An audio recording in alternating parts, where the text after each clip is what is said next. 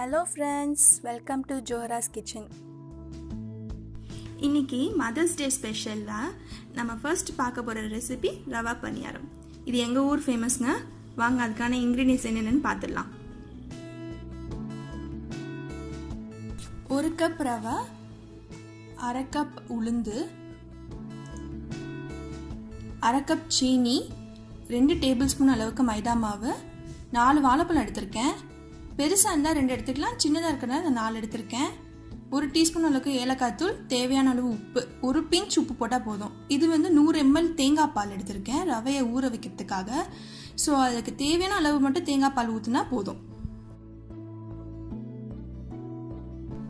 முதல்ல உளுந்தை நல்லா வாஷ் பண்ணிவிட்டு நம்ம 1/2 அன் ஹவருக்கு உளுந்தை ஊற வைக்க போகிறோம்.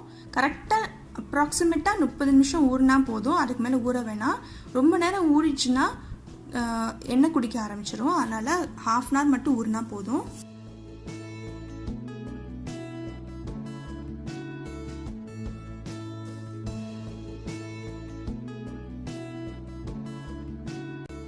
ஒரு கப் ரவையில் இந்த 100 ml தேங்காய் பாலை ஊற்றி கொஞ்ச நேரம் ஊற வச்சிடலாம்.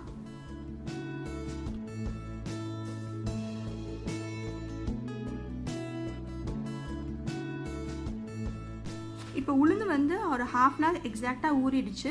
தண்ணியெல்லாம் சுத்தமாக வடிச்சிட்டு நம்ம மிக்ஸி ஜாரில் போட்டு நல்லா மைய அரைச்சிக்க போகிறோம். தண்ணி ஆட் பண்ண வேணாம், லேசாக தெளித்து விட்டால் போதும். ஒரு 5 நிமிஷத்தில் ரவை நல்லா ஊறிருக்கு. எல்லா தேங்காய் பாலும் அப்சர்வ் ஆகிடுச்சு. உளுந்தும் நான் நல்லா ஆட்டி வச்சுருக்கேன். பாருங்கள் எவ்வளோ திக்காக கெட்டியாக இருக்குன்னு. இந்த கன்சிஸ்டன்சியில் தான் நீங்கள் அரைக்கணும். இப்போ அந்த உளுந்தை நம்ம ரவையோடு சேர்த்துக்கலாம். இப்போ வெறும் உளுந்தையும் ரவையும் நல்லா ஒரு வாட்டி மிக்ஸ் பண்ணிக்கலாம்.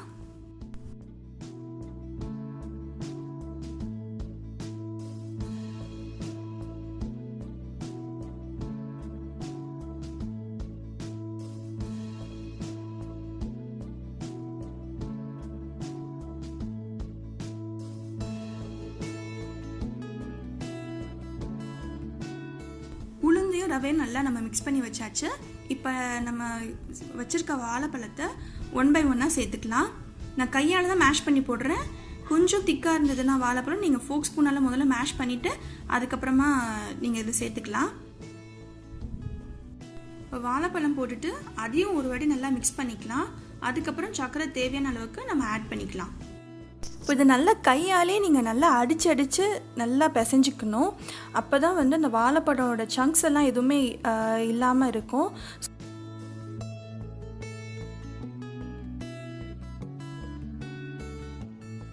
பனானாவை போட்டு நல்லா மிக்ஸ் பண்ணியாச்சு. இப்போ சுகர் தேவையான அளவுக்கு மட்டும் நான் ஆட் பண்ணிக்க போகிறேன். உங்கள் டேஸ்ட்டுக்கு நீங்கள் சர்க்கரை ஆட் பண்ணிக்கலாம்.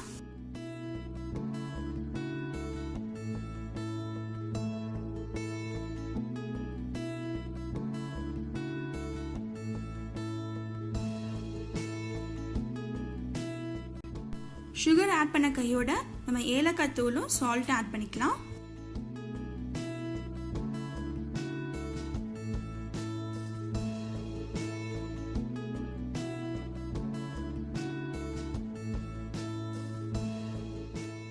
இப்போ எல்லாம் நல்லா மிக்ஸ் பண்ணியாச்சு. இந்த கன்சிஸ்டன்சி பார்த்திங்கன்னா கொஞ்சம் வாட்டரியாக இருக்குது. ஏன்னா நம்ம சீனி ஆட் பண்ணதுனால கொஞ்சம் வாட்டரியாக இருக்குது. நான் 2 டேபிள் ஸ்பூன் அளவுக்கு மைதா மாவு சொல்லியிருந்தேன். நான் இதில் 1 டேபிள் ஸ்பூன் மட்டும்தான் ஆட் பண்ணுறேன். ஸோ அதை ஆட் பண்ணிவிட்டு நல்லா மிக்ஸ் பண்ணிக்கலாம்.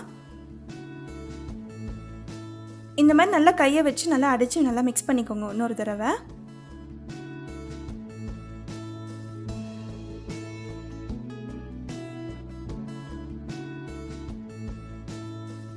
இப்போ மாவு கம்ப்ளீட்டாக ரெடி ஆகிடுச்சு. இது கரெக்டான கன்சிஸ்டன்சியாக இருக்குது. பாருங்கள் இந்த மாதிரி தான் ட்ராப் ஆகணும் மாவு. வாங்க நம்ம இதை ஃப்ரை பண்ணலாம்.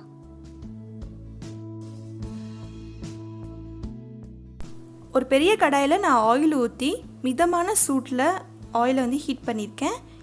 இந்த மாதிரி கையில் எடுத்துக்கோங்க. குட்டி குட்டி பால்ஸாக ஸ்லோவாக இது மாதிரி ட்ராப் பண்ணுங்கள்.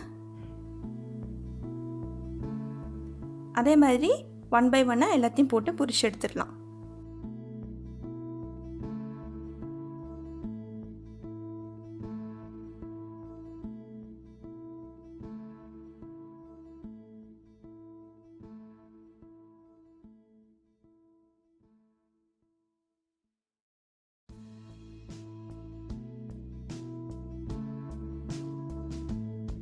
ஒரு 2 நிமிஷம் கழித்து இந்த மாதிரி நல்லா ப்ரௌன் கலரில் வந்துருச்சு.